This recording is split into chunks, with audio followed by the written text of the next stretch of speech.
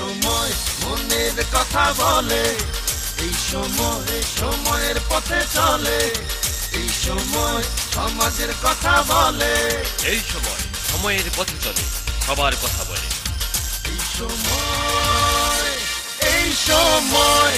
সাবেক যে কাউন্সিলর ছিলেন রফিকুল ইসলাম রাসেল 31 নং ওয়ার্ডের, ওনার ব্যবহার দিক দিয়ে কি আপনারা সন্তুষ্ট বা তার কাজের দিক দিয়ে খুব সন্তুষ্ট? আমরা কি ব্যাপারে একটু জানতে পারি আপনার থেকে? আসলে রাসেল তো আমাদের এলাকার সাবেক কাউন্সিলর প্লাস আমার ছোটোবেলার বন্ধু। এখন আমি যদি আমার বন্ধু হিসাবে বলি, আমি তো অবশ্যই ওর পক্ষে পজিটিভ বলবো, কিন্তু যদি আমি নিরপেক্ষ নির্দলীয় হিসাবে যদি আমি বলি, একজন সচেতন নাগরিক হিসাবে, সেই ক্ষেত্রে বলবো যে আপনারা প্রতিটা রাজনৈতিক ব্যক্তিত্বের ব্যাকগ্রাউন্ড চেক করেন, কারণ একটা লোক কতটা সৎ সেটা নির্ভর করে তার আয় কোত্থেকে সে তার আয়টা আছে।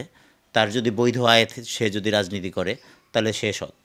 আর ব্যবহার আপনার এই পর্যন্ত আমাদের জানা মতে রাসেলের কোনো ধরনের নেগেটিভ রিভিউ আমরা পাই নাই, প্লাস ওর নামে কোনো কমপ্লেন নাই, সে চাঁদাবাজ না, সে সন্ত্রাসী কোনো গ্রুপকে লালন করে না, এবং সে স্বচ্ছ রাজনীতি করে। আমার যতটুকু, আমি আমার ছোটোবেলার বন্ধু, আমি আবারও বলতেছি, আমি তো নেগেটিভ ওর ব্যাপারে আমি বলবো না, যেটা বলতেছি এটা সত্য কথা, যে আপনি আপমর জনগণ যে আছে আমাদের আশেপাশে যারা আছে, যে কারোর সাথে আপনি কথা বলে দেখতে পারেন, ওর নামে মানে একটা মানুষের যে একটা খারাপ ব্যবহারের যে একটা ইস্যু থাকে, অথবা দুর্নীতির ইস্যু থাকে, অথবা মানে মানুষের প্রতি জুলুম অত্যাচারের যে ইস্যু থাকে, চাঁদাবাজির ইস্যু থাকে, এই ধরনের কোনো ইস্যু তা আমার জানা মতে নাই। আর একজন সচেতন নাগরিক হিসাবে আমরা যেটা চাই সেটা হলো আমরা চাঁদাবাজ মুক্ত একটা সমাজ ব্যবস্থা চাই। ঢাকা 7 আসনে তথা সমগ্র বাংলাদেশে একটা যোগ্য নেতৃত্ব আসুক, স্বচ্ছ নেতৃত্ব আসুক, আমরা এই কামনা করি। এবং পাশাপাশি আপনি যার কথা বললেন রফিকুল ইসলাম রাসেল, আমার ছোটোবেলার বন্ধু, আমি অবশ্যই তার উজ্জ্বল ভবিষ্যৎ কামনা করি। ধন্যবাদ। জনগণের যেভাবে সাড়া পাচ্ছি বর্তমান সময়টা, তিনি যদি এমপি হয়ে গেলেন, তার কাছে কি আশা, কি প্রত্যাশা আপনার? যদি আল্লাহ রাব্বুল আলামিন ওনাকে এমপি করে দেয়, আমাদের এলাকার তো এইভাবে নর্মালি একটা এমপির দ্বারা সমাধান হওয়ার মতো আসলে কোনো সমস্যা নাই, কারণ আমাদের রাস্তাঘাট আল্লাহর রহমতে উন্নত আছে, আমাদের লোকাল শাসন ব্যবস্থা আল্লাহর রহমতে ভালো আছে।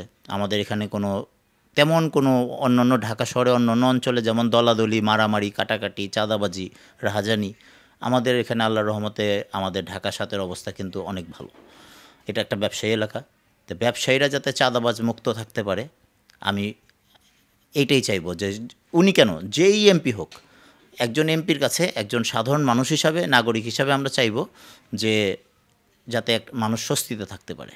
31 নং ওয়ার্ডের সাবেক কাউন্সিলর ছিলেন রফিকুল ইসলাম রাসেল, তিনি যে কাজগুলি করেছেন, আপনারা কি সেটাতে সন্তুষ্ট? জি, রফিকুল ইসলাম রাসেল ঢাকা দক্ষিণ সিটি কর্পোরেশনের 31 নম্বর ওয়ার্ডের সাবেক কাউন্সিলর। উনি থাকাকালীন অবস্থায় আমাদের যত রকম সমস্যা ছিল সব সমস্যাগুলি উনি সমাধান করতে পারছেন এবং আমাদেরকে সন্তুষ্ট করতে পারছেন। এবং উনি একজন অমায়িক লোক, ধার্মিক এবং ভদ্র, নর্ম, সব দিক থেকে উনি ভালো মানুষ।